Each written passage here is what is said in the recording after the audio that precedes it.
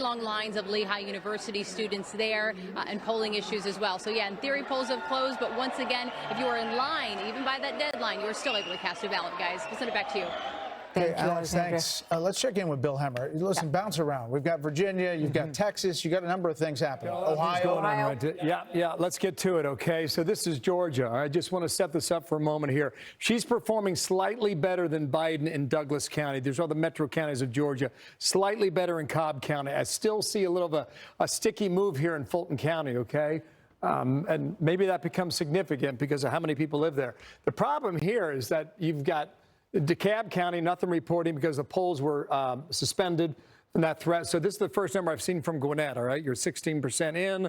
She got about 60% of the votes, so a lot of the vote still remains out there. Let's move away from Georgia as requested. This is kind of interesting, guys. I mean, a lot of you folks live in the Washington, D.C. area. And right now, this is, you know, with 40% of the vote in Virginia, the Commonwealth here, Donald Trump's got an edge here, okay? That's 8,000 raw votes. That's 0.4 percentage points. Here's the catch, however. You know, a lot of this map's starting to fill in. This right here across from Washington, D.C. is Fairfax County, all right? Fairfax County is number 1 out of 133 counties in Virginia based on population. At the moment, you still have at least half of the vote still outstanding. And you see, you know, Kamala Harris was 67%. You would expect that in Fairfax. I'm just making the argument there's a lot of votes still out there, and it may determine whether or not the margin statewide hangs where it is right now or whether or not it changes, okay? So watch that. You mentioned Texas. Let's jump on down there, and I'll tell you what's going on in Texas, all right? Too soon to call. Half of the vote is in. Half of the estimated vote is in at 51%. Trump's got a lead right now.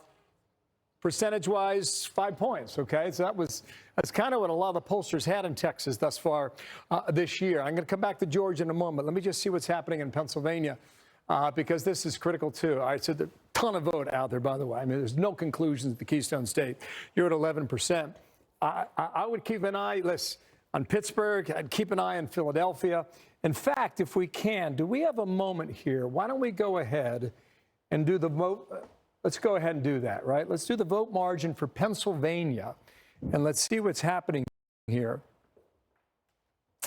What we've done for you is we've tried to set up the state in a way where the more prominent counties are more extended than the others. So you see Philadelphia in the east and Pittsburgh and Allegheny County in the west. And the darker the blue, the more Democratic the vote is. The darker the red, the more Republican the vote is. If you see shades of blue, that means the margin in that county is 10% or less. If you see a shade of red, like a rosé, it's happy hour somewhere. If you see a shade of rosé, that's 10% or less, too. So those are counties that we want to watch. Let's look at the vote margin now for Georgia. This is interesting, right? So we just went over there on the board, and we showed you the metro counties throughout Atlanta. Let's find out where the outstanding vote for Georgia is at the moment. So what we want to do here, the deeper the purple, the more outstanding votes. So you can go to the more populated counties, perhaps like DeKalb County. You can look at DeKalb on the map, 0% in the upper right-hand corner. Can't know anything from DeKalb. What about Fulton? Fulton. You see Fulton, 70% of that vote is now in. So that's certainly one to watch. What about Gwinnett? All right, still at 16%. Kevin, go ahead and arm up and look at Cobb County, just to the northwest of Atlanta there. This is Newt Gingrich's old district, heavily Republican for decades. And around 2016, it flipped toward the Democrats. And right now, a little more than 50% of the vote in. So, Kevin, come on back down here a moment. One county I haven't checked in on, you know, when you look at the African-American turnout, look at Chatham. Chatham is where Savannah is, down there along the coast. You only have 5% of the vote reporting. Chatham was one of these counties in 2020 that took forever to get the vote in. I don't know if that's going to be the same way again this year, but we're waiting to see about African-American turnout, as we suggested a moment ago, about African-American men supporting Donald Trump. Let's go ahead and look at the vote margin, rather, for Georgia. The vote margin for Georgia right now, let's go statewide. So we move away from Chatham. We go statewide in Georgia. So Chatham's still at 5%.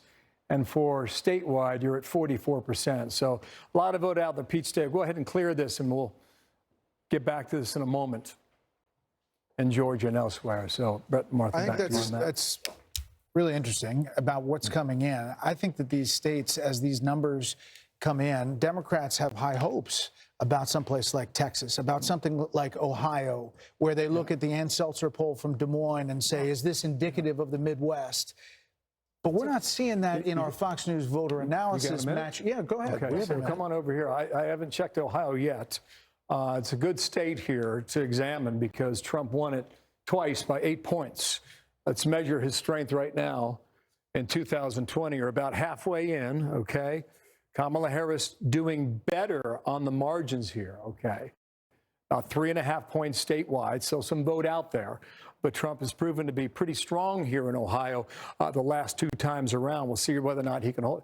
Big Senate race in Ohio as well. Bernie Moreno against Sherrod Brown. We'll track that throughout the night as well. Basically in Ohio, you've got Cincinnati and Hamilton County. You got Columbus and Franklin County. You got Cleveland and Cuyahoga. Those are your 3 main population centers. They have been blue for some time. I would not expect them to be even a shade of rosé, okay? But let's go into my hometown. That's Hamilton County. Strong performance here. About 2/3 of the vote going to Kamala Harris. This is one of these, that's the cities where the progressives and the Democratic movement has gotten me pretty strong, especially in local government as well in that city. This is Franklin County. You got Ohio State University there, so you got a strong student vote as well. Greater than 2/3 going to Kamala Harris right now. In 2020, the final vote in Franklin County, which is Columbus, you had 65% of the vote for Joe Biden there. So a little bit of the vote still out there, but she is overperforming Biden's number from 4 years ago. And this, I'll just finish up here, guys. Cuyahoga, to check this. Heavily Democratic, 3-1 Democratic votes in Cleveland, Ohio. Cuyahoga, just about 1/3 of the vote right now is in. And Kamala Harris, 71%. And Biden was at 66. So that'd be a good number for Kamala Harris if indeed that holds up. And I think that kind of tells us a little bit about why this number is closer than it's been the last 2 times around. You want to talk to your co-anchor, Dana? Well, one of the things I think is pretty interesting is especially when you're looking at or considering the political realignment that we're living in, and also the population changes, right? So post-COVID, people leaving the North and the Midwest and going South. That's one of the things that, as somebody from Colorado will say, all these people moved in from California, and Colorado was reliably red. When I was a kid, it is now reliably blue. And so you get South Park making fun of California all the time and being very frustrated that they moved there. That's not happening in the South. So if people are leaving the